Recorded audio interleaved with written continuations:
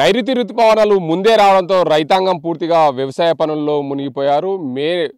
మే చివరి వారంలోనే వర్షాలు పడడం పూర్తిగా పసుపు వేసేందుకు రైతులు సిద్ధమయ్యారు. ఎప్పుడైనా సరే జూన్ మాసంలో పసుపు వేస్తారు, కానీ అత్యధికంగా నీరున్న రైతులు మాత్రం ముందే నీటి తడులు పారిచ్చి పసుపును వేసేందుకు సిద్ధం చేసుకుంటున్నారు. ఈసారి అత్యధికంగా వర్షాలు రోహిణి కంటే ముందే వర్షాలు పడడంతో పూర్తిగా రైతాంగం ఖరీఫ్ పంటలకు సిద్ధం చేసుకున్న పరిస్థితి నెలకొంది.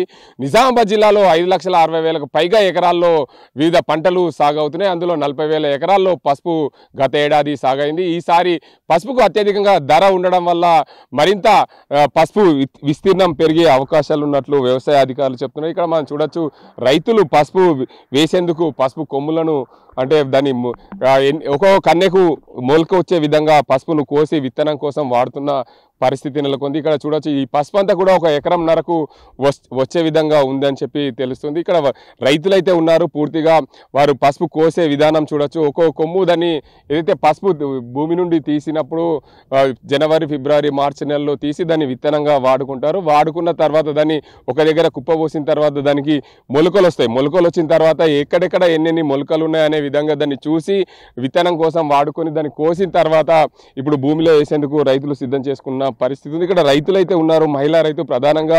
అసలు ఈ పసుపు సంబంధించి మహిళా రైతు ఉన్నారు, ఆమెను అడుగుదాం పూర్తిగా అసలు ఇది ఎలా తయారు చేసుకుంటారు అనే అంశానికి సంబంధించి. అమ్మ చెప్పండి, మీరు ఈ పసుపుని ఇక్కడ పోసుకున్నారు, అసలు ఎప్పుడు తయారు చేస్తారు, ఇట్లా ఏంది? ఫిబ్రవరిలో. ఎన్ని రోజులు ఇట్లా ఉంటది, ఉన్న తర్వాత మొలకలు వస్తాయి? ఫిబ్రవరి నుంచి ఇప్పటి వరకు ఉంటుంది. ఇక ఇంకో 15 days అయితే వేస్తుంటిమి, కానీ ఈసారి వర్షాలు బాగా పడడం వల్ల ఒక 15 రోజుల ముందే వేస్తున్నాం పసుపు. మరి ఇట్లా ముందు ఇట్లా కోస్తున్నాం ఎందుకు? ఇట్లా కోస్తే ఇక ఎకరంన్నరకు వస్తుంది అన్నట్టు మేము అట్లా గంపల కొలతలు పోసుకుంటాం. ఈ కొమ్ము ఒక్కొక్క కొమ్ము చిన్న వేసుకుంటే ట్రాక్టర్ కదా వేసుడు. ఇప్పుడు ఇంతకు ముందు నాగలతో వేస్తే కొంచెం పెద్దగా కోసుకుంటుంటిమి, ట్రాక్టర్కు దూరం దూరం అవుతుందని చెప్పి చిన్నగా కోసుకుంటున్నాం. అంటే ఇప్పుడు ఇది కోయడం వల్ల ఎక్కడెక్కడ కోస్తారు దీన్ని? ఇక్కడ ఒకటి, ఇక్కడ ఒకటి, ఇక్కడ ఒకటి, ఇక్కడ ఒకటి, ఇవి చూసుకొని కోయాలి. పెద్ద కొమ్మ అయితే 4, చిన్న కొమ్మ అయితే ఇట్లా చిన్నగా ఉంటే ఇక్కడ ఒకటి, ఇక్కడ ఒకటి లాగా వస్తుంది కాబట్టి ఇక్కడ 2, ఇట్లా మరీ చిన్నగా ఉంటే ఇది ఒకటి అంతే. మొత్తానికి చూసుకోవచ్చు, రైతులు పసుపుకు సంబంధించి ఏదైతే కొమ్ములు పెద్దగా ఉంటే ఒక్కొక్క కొమ్ముకు సంబంధించి ఎన్ని కన్నులు ఉంటాయో ఆ కన్నుల ఆధారంగా మేము విత్తనానికి చేస్తూ ఉంటాం. ఈ ఒక్కొక్క పెద్ద కొమ్ములు ఉంటే 4-5 కన్నులు ఉంటాయి. 4-5 కన్నులు ఉండడం వల్ల అది మాకు విత్తనంగా ఎదిగి వస్తుంది. దానివల్ల మాకు విత్తనం ఎక్కువగా అంటే ఏదైతే విస్తీర్ణం అనుకున్నామో దానికంటే కొంచెం ఎక్కువగా వచ్చే అవకాశాలు ఉన్నాయి. పెద్ద కొమ్ములు ఉంటే, చిన్న కొమ్ములు ఉంటే కొంచెం విస్తీర్ణం తగ్గే అవకాశాలు ఉన్నాయని చెప్పి మహిళా రైతులు అయితే చెప్తున్నారు. ఏదేమైనప్పటికీ తెలంగాణ రాష్ట్రంలో అత్యధికంగా వర్షాలు కురిసిన నేపథ్యంలో ముందస్తుగానే రైతులందరూ కూడా తమ పంట చేనులను సదును చేసుకున్నారు. ఇప్పటికే ముందుగా వర్షాలు పడడంతో రైతులు పసుపు వేసేందుకు అయితే సిద్ధమవుతున్నారు. చూడొచ్చు, మనం నిజామాబాద్ జిల్లాలో జక్రన్పల్లి మండలంలో పసుపు రైతులు అయితే పూర్తిగా పసుపు వేసుకునేందుకు ఆ విత్తనాన్ని శుద్ధి చేసుకొని రేపటికి అయితే పసుపు వేసుకునేందుకు అయితే పూర్తిగా సిద్ధం చేసుకున్న పరిస్థితి ఉంది. ఏదేమైనప్పటికీ ముందస్తు వర్షాలు కురవడంతో రైతులు ఖరీఫ్ పంటలు ఈసారి ముందే వేసేందుకు సిద్ధమయ్యారనే తెలుసుకోవచ్చు. ముందుగానే వర్షాలు కురవడం, గత వారం రోజులుగా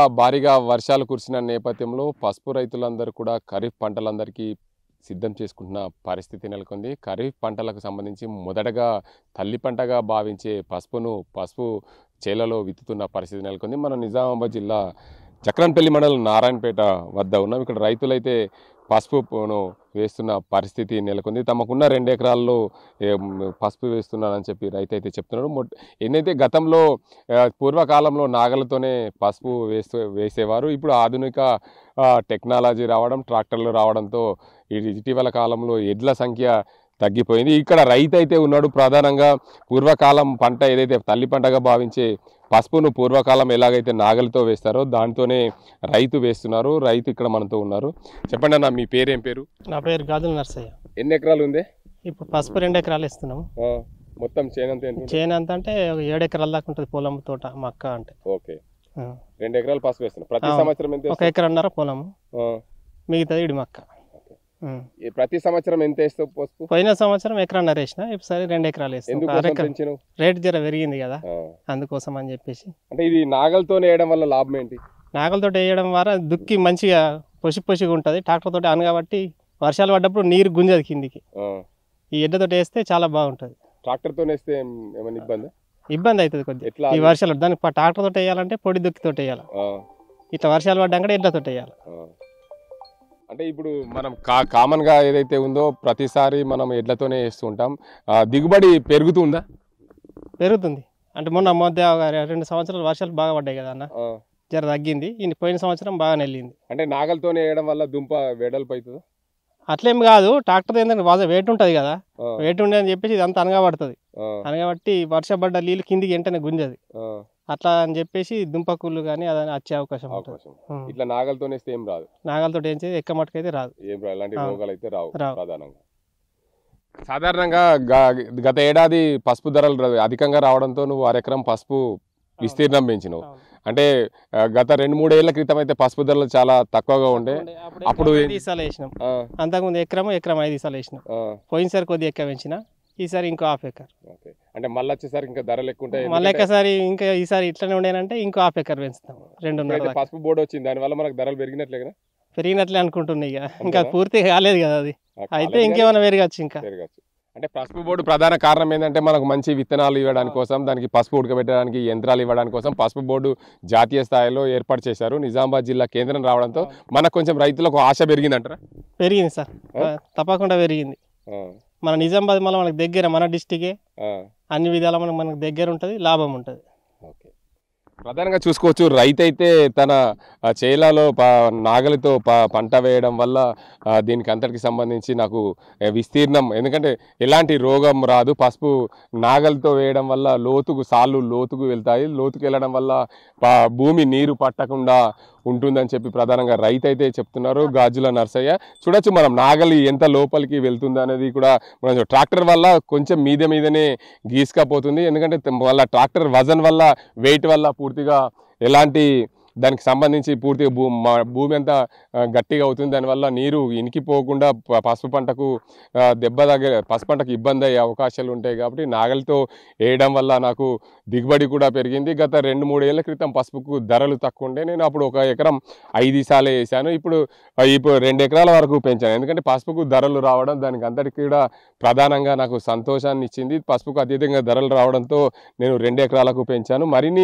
మరింత ధర పెరిగితే మాత్రం మరింత ఇంకో 1/2 ఎకరం నుంచి ఎకరం వరకు పెంచే అవకాశాలు ఉంటాయని చెప్పి చెప్తున్నాడు గాజుల నర్సయ్య. పూర్తి స్థాయిలో పసుపు రైతులైతే ఈ ఖరీఫ్ పంటను సిద్ధం చేసుకున్నారు. మొట్టమొదటిగా తల్లి పంటగా భావించే పసుపునైతే రైతులు వేస్తున్న పరిస్థితి ఉంది. పూర్తిగా మహిళలు కూడా పసుపు అక్కడ వేస్తున్న పరిస్థితి నెలకొంది. పసుపు ఒక్కొక్క దాన్ని కొమ్మును ఒక్కొక్కటి దాన్ని విత్తుతున్న పరిస్థితి ఉంది. మహిళల దగ్గరికి వెళ్ళే ప్రయత్నం అయితే చేద్దాం. పూర్తి స్థాయిలో వాళ్ళు అసలు ఎలా పసుపు వేస్తున్నారు ఏంటిదనేది కూడా తెలుసుకుందాం. పూర్తిగా మహిళా రైతులైతే వారు చూసుకోవచ్చు, పూర్తి స్థాయిలో ఇక్కడ పసుపును ఒక్కొక్క దాన్ని సాల్లో వేసి దీన్ని పూడుస్తున్న పరిస్థితి ఉంది. తర్వాత ఇప్పుడైతే ఒక్కొక్క సాల్లో వేసిన తర్వాత పూర్తిగా దీన్ని అంతటి కూడా మరోసారి నాగలతో పూర్తిగా దాన్ని పూర్తి చేస్తారని చెప్పి చెప్తున్నారు. ఏదేమైనప్పటికీ మొత్తంగా రైతులందరూ కూడా తమ పంట చేలలో పసుపు వేస్తున్న పరిస్థితి నెలకొంది. దీనికి అంతటికి సంబంధించి పసుపు అయితే వేసుడు పూర్తయిన తర్వాత దీనికి అంతటికి సంబంధించి ఏదైతే వర్షాకాలం ముందుగా రావడము, పసుపు దీనికి ఒక్కొక్కటి 2 ఇంచుల నుండి 3 ఇంచుల వరకు దూరం సాళ్ళలో వేస్తున్న పరిస్థితి అయితే నెలకొంది. మహిళా రైతులను అయితే అడుగుదాం పసుపు విత్తే వాళ్ళని, అసలు దీనికి అంతటికి సంబంధించి ఎలా పసుపు పంట వేస్తారు, దీనికి ఎలా కోసారు, ఏవో కొమ్మున అనే దానికి అడుగుదాం. చెప్పండి అమ్మా, మీరు ఈ పసుపు వేస్తున్నారు, అసలు ఇది ఏంటిది, అసలు ఈ కొమ్ములను ఎందుకు కట్ చేస్తారు, ఏంటి పరిస్థితి? ఒక్క కొమ్ములో 4 ముక్కలు కట్ చేస్తే 4 దామాలు వెళ్తే దానికి దామకు 10 వెళ్తాయి కదా, ఎక్కువ దిగుబడి వస్తుందని. అంటే మీరు ఈ పసుపును ఎప్పుడు శుద్ధి చేసుకుంటారు, అంటే ఎప్పుడు విత్తనంగా మార్చుకుంటారు? 3వ నెలలు. అప్పటి నుండి దీన్ని ఇప్పటిదాకా మాకు పోస్తాం. మొలకలు వస్తాయా? ఇవేంది ఇక లాకలు వచ్చేసినాయి కదా, ఇట్లా లాకల్ని కట్ చేసేసి వేసుకుంటాం అన్నట్లు. ఈ మొలక ఇరిగిపోదా మరి? ఇరిగినా కానీ మళ్ళీ వస్తుందా? ఈ సైడ్ విడినాయి చూడండి, ఈ విడితోనే వస్తుంది అన్నట్టు. ఈ సైడ్ విడితోని చిన్న ఈ ముక్కలతోని ఎన్ని ముక్కలు కట్ చేసుకుంటే అన్నీ వస్తాయి. పోయిన సంవత్సరం ఎన్ని ఎకరాలు వేసారు? మేము 2.5. ఈసారి ఏమన్నా పెంచిర్రా? 3 ఎకరాలకు పెంచారు. అంటే ఎందుకు పెంచారు? నీరుడు కొంచెం దిగుబడి, రేట్లు కూడా మంచిగా వచ్చినాయి కదా, 15,000 దాకా 12 అట్లా వచ్చేసినాయి. కాబట్టి దీనికి ఎక్కువనే మనం ఖర్చు చేసుడంటే దీనికి ఎక్కువ. మాకు ఇక తల్లి పంట అంటే ఇదే. ఇక ఎంత ఖర్చు చేస్తారు మీరు 1 ఎకరానికి వచ్చేసరికి? ఎంత లేనా 30 దాకా వస్తుంది. అంటే ఖర్చు పెట్టుబడి నల్ల మట్టి అదంతా కూడా నల్ల మట్టి ఉంటది, ఎరుకు 36,000. నల్ల మట్టి ఒక ఎకరానికి పోయాలంటే 50,000 అవుతాయి కదా, అవుతాయి. మొత్తం ఒక 1,00,000 రూపాయలు ఖర్చు అవుతుంది. 1,00,000 రూపాయలు ఖర్చు, మందులు, అడుగు మందు, మళ్ళా ఇది ఏంది అమోనియా, కూలీలు అవన్నీ, అంటే మళ్ళా పంపు మర్రాకు రోగం రాగడం అవన్నీ చేసే వరకు అంతే వస్తుంది. 1,10,000 దాటుతుంది వస్తుంది. మీ దిగుబడి అయితే బాగా రావడితే ధరలు ఉంటే లాభం. పోయినసరి లాభం వచ్చింది, అంతకుముందు 8,000 7,000 అప్పుడు అంతగానం ఏం రాలేదు. మొత్తానికి చూసుకోవచ్చు, రైతులు కూడా చాలా హ్యాపీగా ఫీల్ అవుతున్నారు. ధరలు అధికంగా ఉండడం, దీంతో పాటు మేము గతంలో తక్కువ విస్తీర్ణంలో వేసాం, 2 ఎకరాలు వేసాం, ఈసారి 3 ఎకరాల వరకు పసుపు వేస్తున్నామని చెప్తున్నాం. మేము పసుపును మార్చి నెలలో విత్తనంగా మార్చుకుంటాం. విత్తనం మలుచుకున్న తర్వాత దాన్ని ఇప్పుడు మొట్టమొదటిగా వర్షాలు పడిన వెంటనే అత్యధికంగా వర్షాలు పడిన వెంటనే మేము తల్లి పంటగా భావించే పసుపును ముందుగా ఉంటాం. దీన్ని వేసిన తర్వాత మాకు ఎందుకంటే ధర అధికంగా ఉండడం వల్ల విస్తీర్ణం పెంచుకున్నాం, కానీ అత్యధికంగా ఖర్చుతో కూడుకున్న పసుపు పంట ఇది. ఎందుకంటే దీన్ని సాగు చేయాలి, దానికంటే ముందుగా మేము ఎరువులు పోసుకోవాలి, ఎరువులతో పాటు నల్ల మట్టి పోయాలి, దాంతోపాటు ఏదైతే అడుగు మందు 20-20-0-15 కానీ లేదంటే పొటాష్ కానీ ఇలాంటి మందులు పోసుకోవడం వల్ల మాకు అధిక దిగుబడి వచ్చే విధంగా మేము నానా ప్రయత్నాలు చేస్తాం. దాంతోపాటు పసుపు పెరిగిన తర్వాత ఎలాంటి రోగం రాకుండా దానికి స్ప్రేలు కూడా చేస్తామని రైతులు అయితే చెప్తున్నారు. ఏదేమైనప్పటికీ తెలంగాణలో భారీ వర్షాలు కురిసిన నేపథ్యంలో నిజామాబాద్ జిల్లాలో ముందస్తుగానే వ్యవసాయ పనులు మొదలుపెట్టారు. ముందుగా తల్లి పంటగా భావించే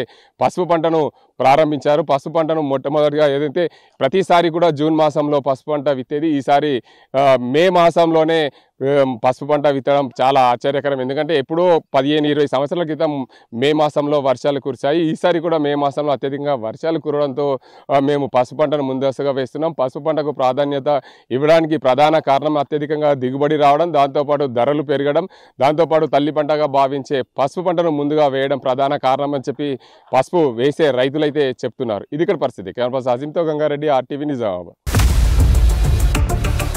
ఇండియా పాకిస్తాన్ తాజా అప్డేట్స్ కోసం డౌన్లోడ్ చేసుకోండి RTV లైవ్ యాప్.